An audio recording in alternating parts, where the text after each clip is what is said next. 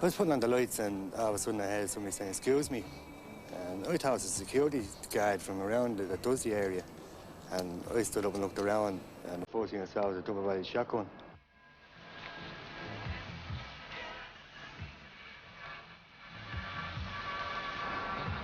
204 to 176, we're just on the move now, so you don't go to home base.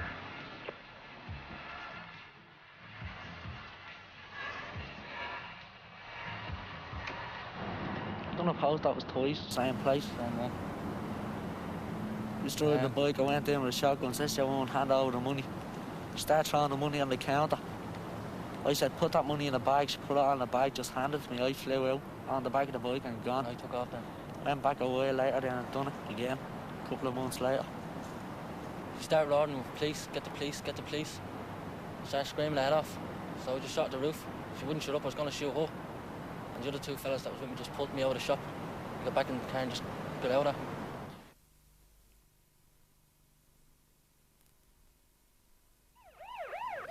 These astonishing daylight scenes took place last June after a raid in Dublin city centre. It's just 7 years since detectives were armed against ordinary crime. Today in Dublin, more than 300 carry guns. Still, most armed crimes are not detected. Last year, there were 577 countrywide. 493 in Dublin. Countrywide, 110 were detected, but 467 were not detected. That is the low detection rate in that particular area of crime. But you might remember we had other serious trends before. We had it in assaults on the elderly. We had it in the drug trafficking and in the drug pushing. And when the concerted effort was made and the redeployment of manpower, they were very satisfactorily dealt with. And I have no doubt that the efforts now being taken and the further efforts that will be taken, that the detection rate will increase, and of course I hope, very much hope, that the incidence of armed crime will drop dramatically. These days, wage packets are made up inside the vault-like offices of security companies. It's just the way things are. Cash is the target, and there's still plenty of it moving about. About 2,000 cash drops and pickups a day are made throughout the country, running to hundreds of millions of pounds every week of the year. Most of it is carried by security vans driving alone. Loads of more than £500,000 may get Garda protection. The critical times are just before a pickup and just after a drop. Criminal gangs are always watching these movements. We have to be aware, again, that there is somebody out there who may want to get at what we are carrying. We will take every precaution we can, whether it means if we decide that a particular delivery is wrong at that particular time. Is it the case, really, that the big criminals have moved into the territory where the paramilitaries used to control in the big cash snatches? Yeah, I think that's a fair statement. If you take 5 years ago, if you're talking about big money, one would be looking perhaps towards the paramilitaries, but there's no doubt now that there are gangs, particularly in the Dublin area, large enough to carry out big jobs, yes. That would normally be the territory of the paramilitaries. And do you think they're well organised? Very well organised, yeah. The map of organised crime in Dublin is complex, yet 3 main gangs can be identified. On the north side, a notorious family and associates led by a man in his 20s. They've been connected with serious and major criminal jobs, and the leaders remain free. Security Corps van at Fairview, Dublin. 26th of January 1987, £1,400,000 stolen. The gang had a complicated escape route worked out as a follow-up search revealed. One man, Frank Sheridan, got 21 months for receiving. Some of the cash was traced to 2 building society accounts in Newry. £1 million remains untraced. 30th of June 1987, murder. The daylight murder of Mel Cox in his back garden in Blanchardstown, in full view of his wife Margaret, followed a Northside pub fight. It was with a Northside family. The name is well known.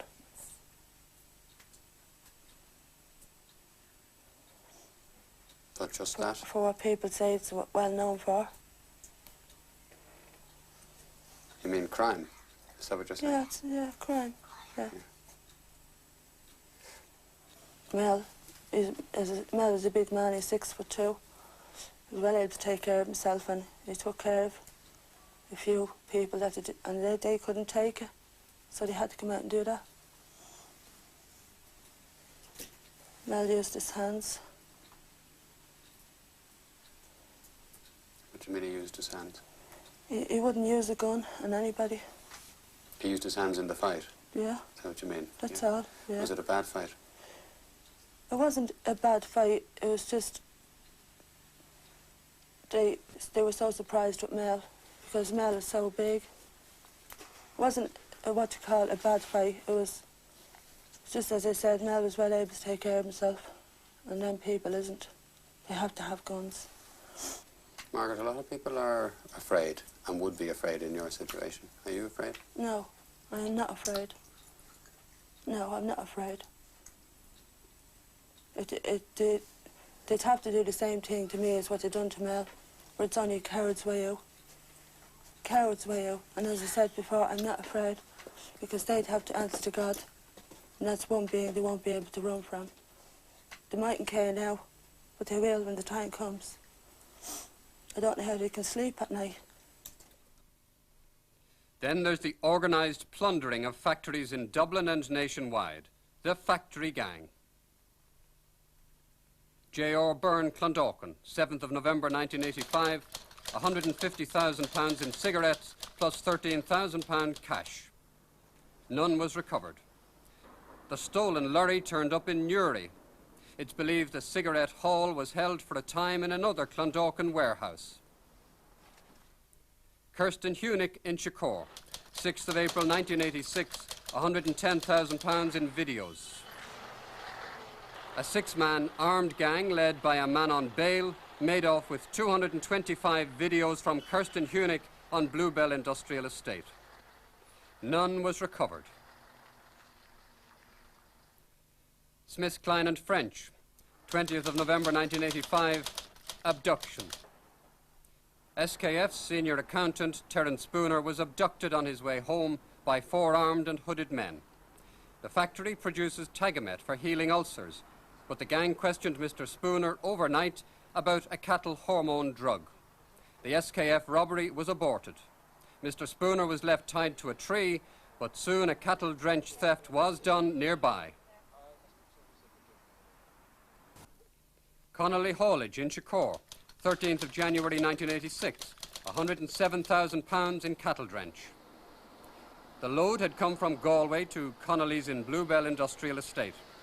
Instead of being moved on straight away, the cattle drench was kept over the weekend. The gang clearly knew it and struck in dead of night when driver Pat Norton arrived with the keys in his refrigerated truck. Well, they told me to get into the container, they did. So I stepped in, got into it, I did, and they closed the door. Did you not tell them that this was a cold fridge container? I didn't say that to them because I don't think they cared anyway. Yeah, but at that stage I got very panicky, I did, when they locked the doors. Because it was that dark and you couldn't even knew exactly, you didn't know where you were. I was walking up and down a container and feeling me way up around it, I was. You know, like walking along with my hands along the side of it to see where I was in the container, I was. And look, I admit it, I was even crying, I was in it, I was, you know. It's an ordeal I wouldn't go through again. His foreman helped lift Pat out in a huddled freeze. Huddled up, yeah. That was to keep himself warm, like, you know. It's the only way his arms around him, you know, folded like that. In a crouched position? In a crouched position, yeah. And you took him out? We took him out as he was sitting. In that position? In that position. Is that because he was frozen stiff in that position, or? The cold was so severe, and he was frozen in that position, yeah. We took him inside then and gave him a cup of tea and waited for the ambulance to come, and they carted him away then. So your overall impression of this crowd is that they were well organised? Oh, very well organised, very professionals, you know. Like you see it on television, like this is something like that you would see on television. Yeah, but could it not just be, Pat, that they struck it lucky and they got a good load? Yeah, well, they struck it lucky, all right, did they, with the load? Because it's a very valuable load it was. Yeah, but I mean, do you think they knew what they were going for? Oh yeah, they knew what they were going for. They did.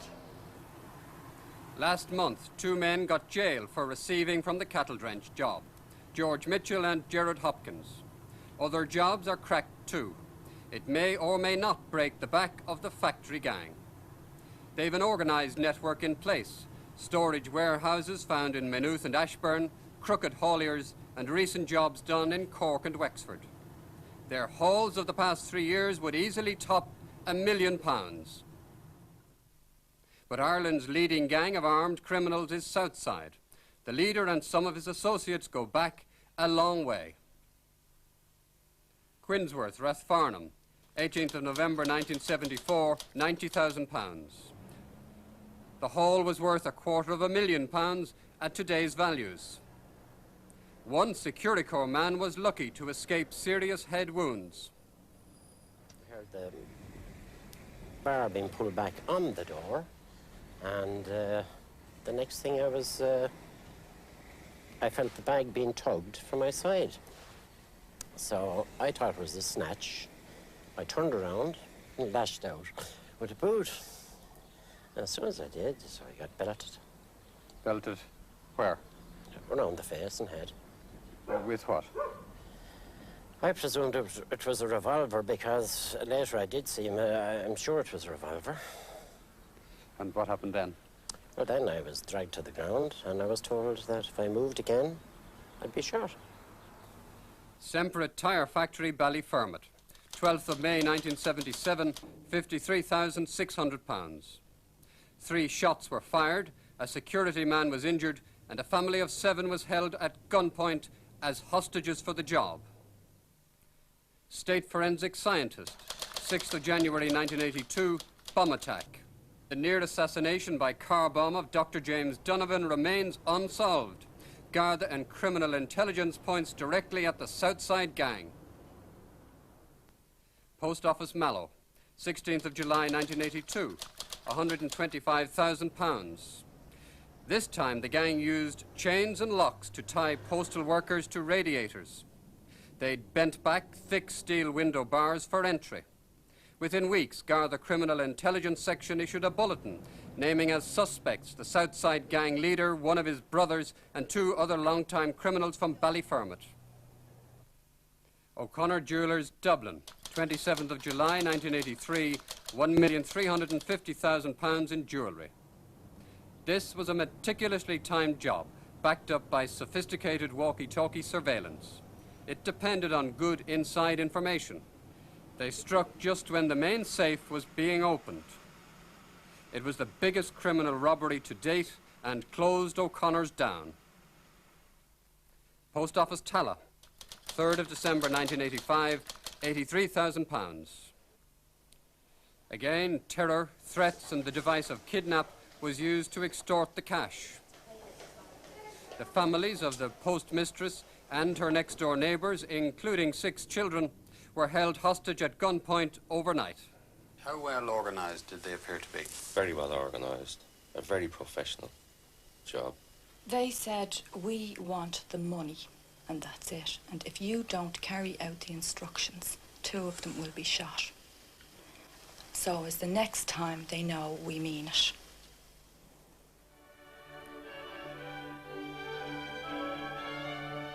By May 1986, this gang was sufficiently organised and free to pull off the massive art robbery at Rossborough House in County Wicklow. 11 paintings were stolen. They include Vermeer's The Letter Writer. It alone is valued at more than £20 million. The Vermeer is exceptionally rare, as Sir Alfred Byte pointed out in a BBC interview. Sir Alfred, how many Vermeers are in private hands? 2. Your own and? The Queen's. 2 other 17th century Dutch masterpieces by Metzu were amongst 4 stolen world-class paintings then destined for the National Gallery. The 4th was this Spanish masterpiece by Goya. These 4 were insured. The other 7, including Gainsborough's Madame Baccelli, were not insured. It was clearly a well-planned operation. The gang attacked the most vulnerable part of the house, the back. They came from a road several fields away in the dead of night. But in order to avoid using any lights at all on their vehicle, the gang used a simple device. They stuck sticks in the field at about 50-yard intervals. And on top of the sticks, they tied ordinary white plastic bags. The bags acted as kind of markers, directing the vehicle across the fields, allowing them to drive right up to the very back of the house at the steps. Nothing at the back was alarmed. The gang pulled away the barrier, lifted up the middle window and forced open the shutters. With their stunning prize in sight, the gang took one more step. The interior alarm operated by this passive infrared detector was deliberately triggered at around 2 a.m. A cursory check was made by the house administrator. He told arriving Gardaí all seemed fine. They made no further check. Mysteriously, the alarm remained neutralized. Inside, nothing else was alarmed, despite the fact that a similar robbery had been carried out here by the Provisional IRA in 1974. But this house is open to the public and easily cased. That night in May 1986, the gang moved more than 20 paintings off the walls. The Bite collection was then being transferred as a gift to the Irish state, the top 4 to the National Gallery. Roughly speaking, the 4 paintings which have been stolen from the National Gallery are worth £27 million. Now that's talking about ordinary market values, but if a stolen picture, like the Vermeer or the Metsus or the Goya, was put to sale privately as a stolen picture, it can only fetch a fraction of its normal commercial value. The thieves even left some paintings behind. 7 were found about 3 miles away along with the gang's abandoned van. Very swiftly, the Gardaí got information that the robbery was not paramilitary and they targeted Dublin's South Side gang. If they are not ever returned, the loss? The loss is incalculable. It's just not the nation, it's the world, because these are paintings of the greatest importance of the 17th century, and they cannot be replaced. It's something rather similar to our own great early Irish Celtic treasures. If you destroy them, that's it.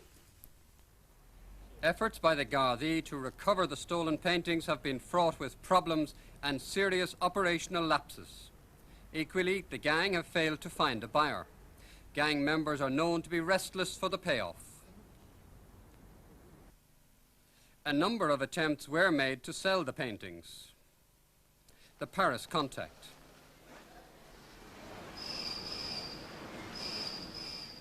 Within days of the robbery, Gardaí got wind of a trip to Paris by a Drogheda man with criminal and paramilitary connections.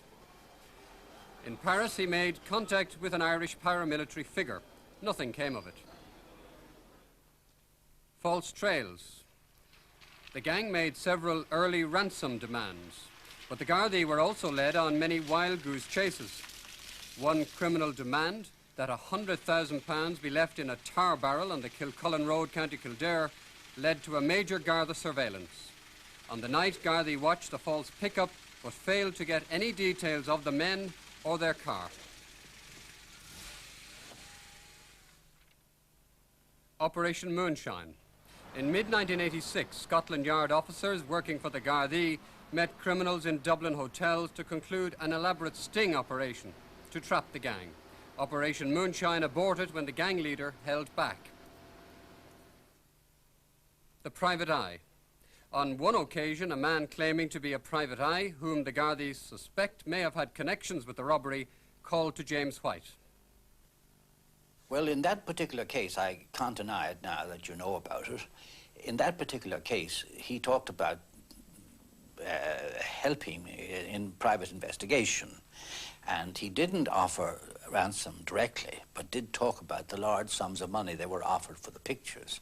And then I made it perfectly clear to him that under no circumstances would the Bite Foundation or the Bite family or anything to do with it pay any ransom. And how did he put it? Obviously, he couldn't present himself as one of the gang that stole the paintings. What you said is correct. He put himself forward as a private investigator who would help us to recover the pictures. And how far did that go? It went no further than my telling him ransom wouldn't be paid.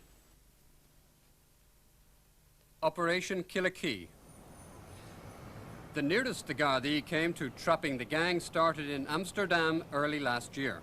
The Southside gang made contact with a Dutch criminal for a deal on the paintings. By September, the gang leader had met the Dutch criminal along Dublin's canal. In between, senior Gardaí had secretly worked with Dutch police in league with the Dutch criminal. At last, the Southside gangster took the bait. On Friday, 25th of September, detectives were shown an Interpol officer posing as an art expert. He was to work with the Dutch criminal known as Peter. On the Saturday, Peter was finalising arrangements in the Four Roads pub, Sundrive. Next day, the so-called art expert would be taken somewhere to view and verify the paintings, and the deal concluded on Tuesday.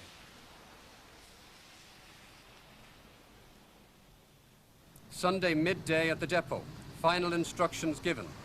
Garda units would watch and follow every movement. Units were instructed on 3 priorities. Protect the policeman, i.e. the art expert, get the paintings, arrest the criminals. At 1 o'clock at the Burlington Hotel, the so-called art expert was picked up by a gang member called Seamus. Seamus's red car was swiftly followed. The Gardaí were on target.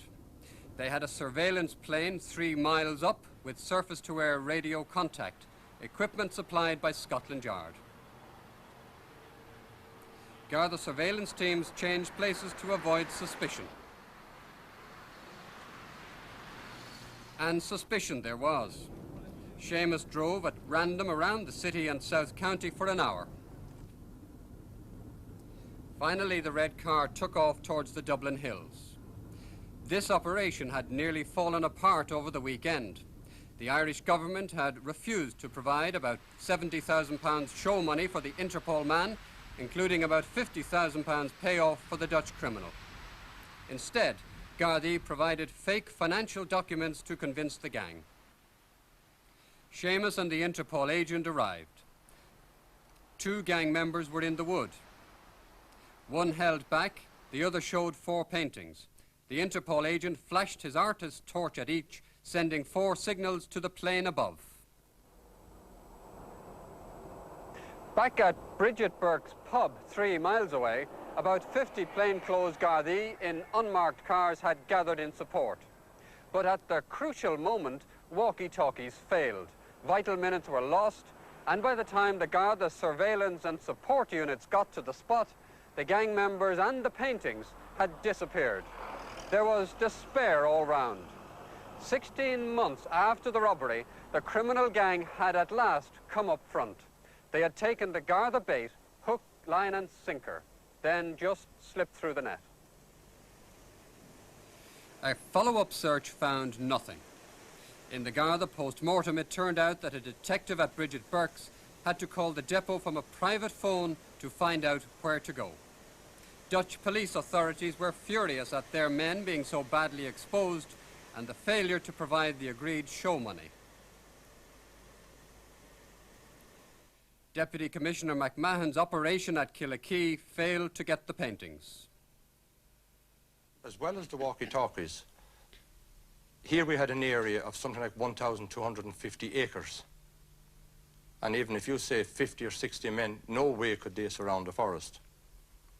On that date as well, and I must admit, nobody knew that this would happen, that they were going to the Dublin Mountains. We are all entitled to our failures once in a while in any organisation. It is not a failure, by the way. That investigation is still going on and is very much alive. But it wasn't a success. On that particular occasion, there was nobody arrested on that particular occasion. But then no group set out to arrest anybody on that date. The most daring job said to be done by this gang took place last August at the offices of the Director of Public Prosecutions. It was an astonishing breach of security. The gang stole more than 100 files. They included 16 major armed robberies, assault and drug cases, the O'Connor jewellery file, the MacArthur and Patrick Cahill murders, the Jennifer Guinness kidnap. This is a scale model of the building which houses the DPP's offices. It became quite clear after the robbery that access to this highly sensitive building was extraordinarily easy, particularly from the back where all the action took place. The gang knew what was alarmed. They climbed over the back wall and into the yard, which was not alarmed. Up to the back door, which was, and they knew it. They just cut out a door panel with an ordinary bit and brace and crawled through. Up the back staircase without any hindrance or alarm barriers to the top floor. The door to the DPP's offices wasn't alarmed. The gang simply drilled through the lock receiver and walked in. The files weren't kept in that area, but one stair flight further up in this rooftop penthouse. There were 2 more doors to get through, and again, neither of them were alarmed. The gang just drilled through in the same fashion, and they were now in the inner sanctum amongst legal documents and books of evidence relating to court cases throughout the entire country. Astonishingly, these files were kept on open shelving. They weren't named, they were numbered, but again, the gang could put their hands on the reference books, which allowed them to identify which files were which and which ones they wanted. They took their time, they didn't ransack the area. They got away with 145 files, totally undetected. In part 2, the extraordinary scenes in middle-class Dublin as hidden faces avoid the gaze against armed criminals. Falling crime statistics overall do not disguise the ever more threatening nature of organised gangs. Fresh approaches have been demanded by successive governments. Early last December, a new squad of 94 detectives was drawn together. In recent weeks, Gardaí attached to the Central Detective Unit here have been brazenly threatened in front of Garda witnesses. At least 5 detectives got face-to-face threats that their houses would be burnt out, their families got at. The criminals gave accurate details of the detectives' addresses and movements to indicate they'd been followed and watched. Most sinister of all, a detective superintendent was given 24-hour close protection when on the 7th of January, Gardaí heard of a plan to assassinate him. The information was that 2 outsider hitmen had been brought in to do the job. That senior officer has had a high profile in relation to serious crime for a long number of years. His name was well known, so it would be normal, I think, that he would come under threat immediately once this started. But do you think it was a serious threat of assassination? It was certainly a serious threat. We are taking it seriously, and as you have just said, protection has been supplied. In a separate development, undercover Garda surveillance steps up. It's 8:40 a.m. at 21 Swan Grove, Ranelagh, where Martin Cahill spends the night.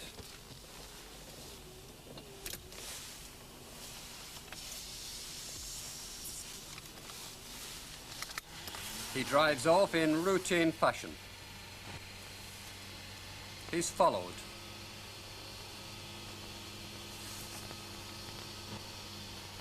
Detective Gardaí watch his every move. This is a new and extraordinary routine in Dublin 6. In addition to this Datsun Bluebird car, Garda records of recent months show Martin Cahill driving a Mercedes, a Datsun Sunny, a Renault 4L, and 5 powerful motorbikes of 750 to 1000 cc.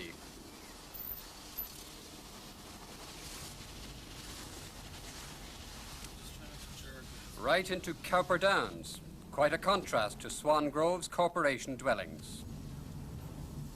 Car slows down at the more expensive houses in the £80,000 mark.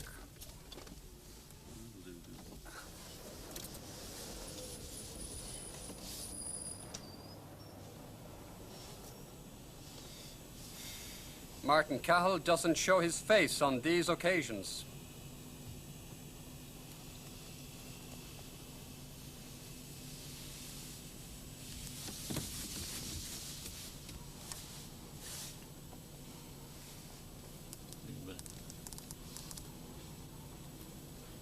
Inside.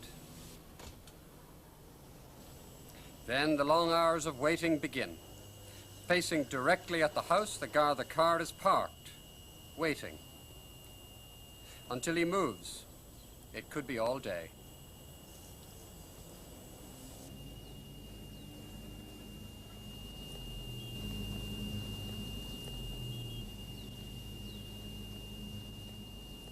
A woman taking a child to school is of no interest.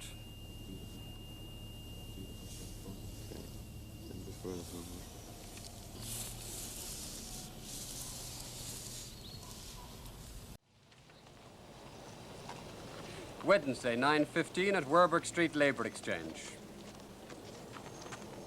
Martin Cahill arrives to collect the dole.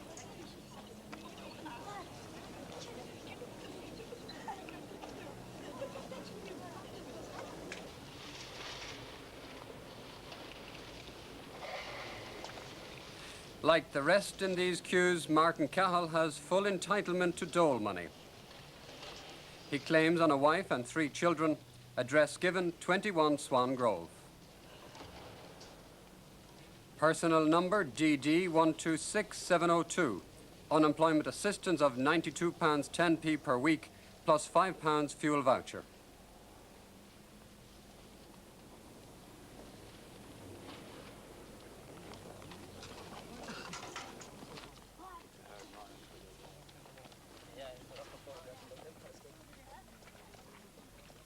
Martin Cahill is 38 years old. His Dublin criminal record number 275770. His first conviction was in 1961 at the age of 11, larceny, for which he got probation. After a number of similar convictions, he got his first term in 1963 for housebreaking, 1 month. 1965, housebreaking and larceny, 2 years. 1970, receiving stolen property, 4 years. With another 4-year and 3-month conviction alongside. 1977, larceny of a motor car, 3 years.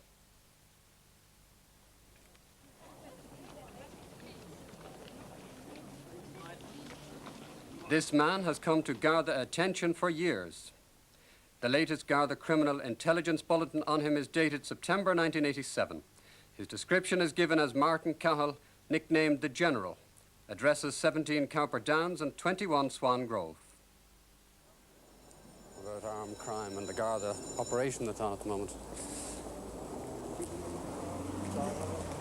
I just want to get to meet you. I knew you came down here. Yes, I have a witness here. Yeah, go ahead. Yeah? Go ahead. Right, I'm Brendan O'Brien. He turns to an innocent bystander to witness my approach. At the moment on various things about crime and the Garda operation and all of that. What Garda operation? Well, I know there's surveillance and all that. There's no surveillance, I mean. Well, we're aware that there's surveillance. No. Well, they've been sitting outside your house and all that. Sitting on mine, Jesus, man. Right, well, anyway. No, we're sitting over. I just wanted to get to meet you, right? Yeah. His every movement is watched and followed. On the pavement, 2 detectives walk close. On the road, an unmarked Garda car hovers. The rat mine's rapist. So the Garda. No. All the women in rat mines. All right, you're Martin Cahill, right? Yeah. You live in 21 Swan Grove. Yeah, I do, yeah. Right. There are guys sitting outside your house in cars every morning. Yes, I never see them. 24 hours a day, between there, Cowper Downs, and wherever you go. Oh, no, never see them. Serious, no, I don't see them. Right, Martin, right. Why does everybody, i.e. the guards and criminal people, say Martin Cahill is the General? Never, no one ever said it to me. Well, I'm saying that that's what people say. You've seen it in the papers, you've seen it, you know, you've seen it published. No. It must be someone else. It must be another Martin Cahill somewhere. Right, okay, there might be another. I've no doubt that there is another Martin Cahill, but there isn't another one who lives in 21 Swan Grove under Garda surveillance, right? I understand your job, but I see no surveillance. Right. I see nothing. Yeah. Well, who do you think the General is? I don't know. Some army officer. I'm sure there is an army officer called the General. There's also the way the country is these days, you wouldn't know. Why have the guards circulated notices about Martin Cahill, known as the General, wanted for armed robberies in Mallow and Clonmel and other places around the country? Why have they done that? Well, you must be just trying to blacken me for some reason. Oh, I probably know it. Why they're blackening me. It's Ned Ryan. I complain about him. Well, what do you know of the senior police officer who's now under armed protection? There's no one about him. Yeah. No interest in the police, to be honest with you. Yeah. I've no interest. Well, what people would say is, why do you draw the dole? Because I'm unemployed. Yeah. But your lifestyle It's not. doesn't look like a man on the dole. I'm in Anko trying to get a job. You're in Anko? Anko, yes. Trying to get a job? Trying to get a job, yes. Doing what? Central to Labour. I'm trying to get a job as a labourer, anybody. Yeah. Any. Yeah. Why do you walk everywhere with your hand over your face then? What's the point in that? It started about 7 years ago. Detectives then said to me that they're going to put somebody somewhere to accuse me of something. Do you understand? And they're going to get them to pick me out. Well, I've been doing this for about 7 years. Your brother got 10 years for the Bellegarde, manager of the Bellegarde pub, beating him with an iron bar. Committing a crime. Not all right, but he got 10 years for a serious crime. Yeah, 10 years. Eddie. Well, Yeah, 10 years. Well, he got... I thought he got 10 years, 7 or 8 years ago. What did he get? I think he got 7 years. Well, 7 years, right. 7 years. Well, it was a serious crime. Oh, yeah. Well, look, if you take the... I asked Martin Cahill if he knew anything about the Killikee operation on the stolen Rusborough House paintings. There were pictures shown to an art expert, so to speak, from Holland. This was a deal to be done with a Dutch guy. No, nothing about that. And then you're saying something about 4 roads. Later, he himself returned to the subject of the paintings. You know it well. But I know there's another person who was interested in them. A private detective. Yeah? Who's interested in the paintings? Yeah. Who's that? Some private detective. But who is it, though? Or where is he? And he made me a private detective. Find him as well. But I know nothing more about it. I've asked people, and no one knows. What do you mean they made you a private detective? I'm a private detective. You are a private detective? I work for a company. You work for a company? Yeah. What's the company? The Gill Investigation. Yeah? Right. And what do you do for them? When there's a job, I ask you like that, he'll ask me, come down, and if I know something about anything like that, you give me a job. Yeah. Who's that? Mr. Lynch. Noel Lynch. Yeah. And you work for him. You call yourself a private detective as well? I'm a private detective, Yeah. Surely that's the joke of the century. I mean, the idea that you should be a private detective when the guards have you under such surveillance and they have you listed for all kinds of things. He named another close associate as a private detective. A man who is before the courts for armed robbery. He's on standby.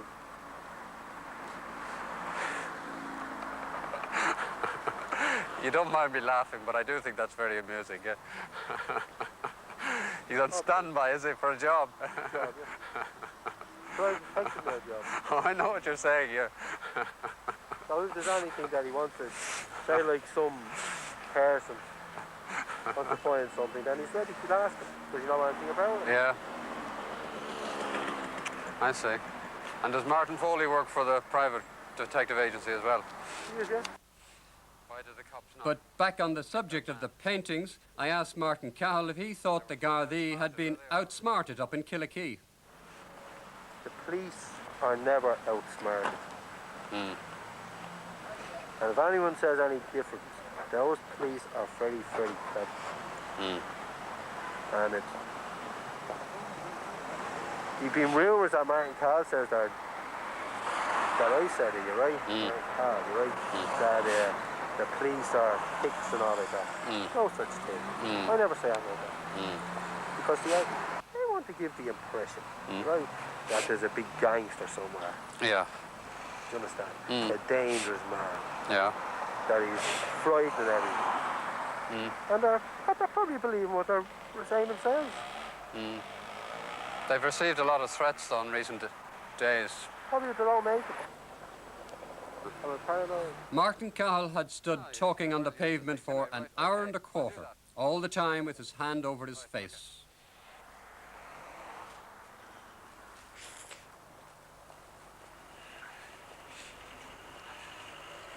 Passers-by wonder at it.